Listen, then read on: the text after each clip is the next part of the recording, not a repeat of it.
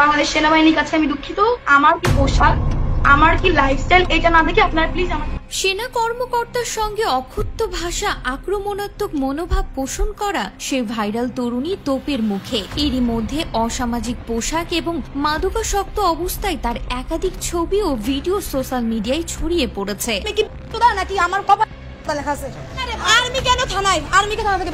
এছাড়াও থানায় তার জঘন্য আচরণের কারণে অনেকের মনে প্রশ্ন উঠেছে, তিনি কে যে মেয়েদের ব্যবহার করে নিজেকে হাইলাইট করার চেষ্টা করছেন? সে কি আসলেই ঢাকা বিশ্ববিদ্যালয়ের ছাত্রী? আসুন তার আসল পরিচয় জেনে নেওয়া যাক।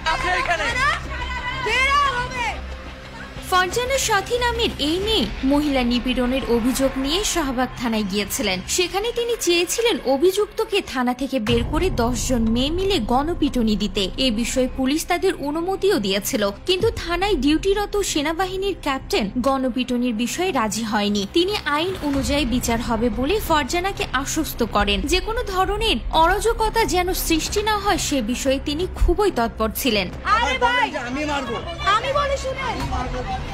এই সময় সেই সেনা ক্যাপ্টেনের সাথে ফারজানার ভয়াবহ তর্ক বিতর্ক হয়। ফারজানা অসভ্যের মতো চিৎকার করছিলেন, এমনকি সেনা ক্যাপ্টেনকে ইউনিফর্ম খুলে নিতেও বলেছিলেন।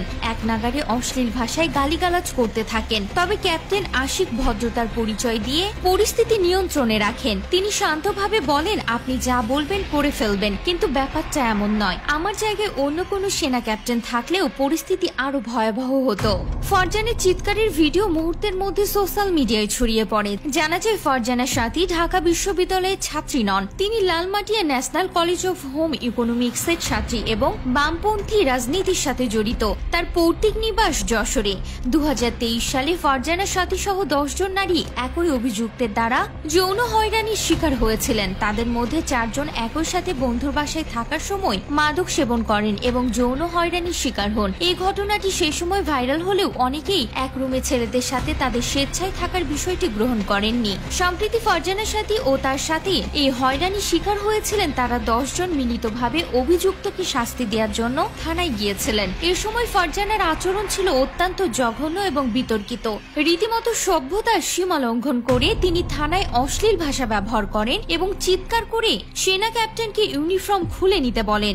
এই ঘটনার ভিডিও সোশ্যাল মিডিয়ায় ভাইরাল হলে ফারজানা পরে ভিডিও বার্তার মাধ্যমে সেনা সদস্যের কাছে ক্ষমাও চান। তিনি বলেন, আমার পোশাক বা আমার লাইফস্টাইল দেখে বিচার না করে আমার কাজগুলো দেখুন। কিন্তু এরই মধ্যে অসামাজিক পোশাক এবং মাদকাসক্ত অবস্থায় তার একাধিক ছবি ও ভিডিও সোশ্যাল মিডিয়ায় ছড়িয়ে পড়েছে। এছাড়াও থানায় তার জঘন্য আচরণের কারণে অনেকের মনে প্রশ্ন উঠেছে, তিনি কি মেয়েদের ব্যবহার করে নিজেকে হাইলাইট করার চেষ্টা করছেন? প্রথম দিকে হয়রানির ঘটনার জন্য তিনি মানুষের সহানুভূতি পেলেও এখন তার আচরণের কারণে সমগ্র বাংলাদেশ তার উপর বিরক্ত।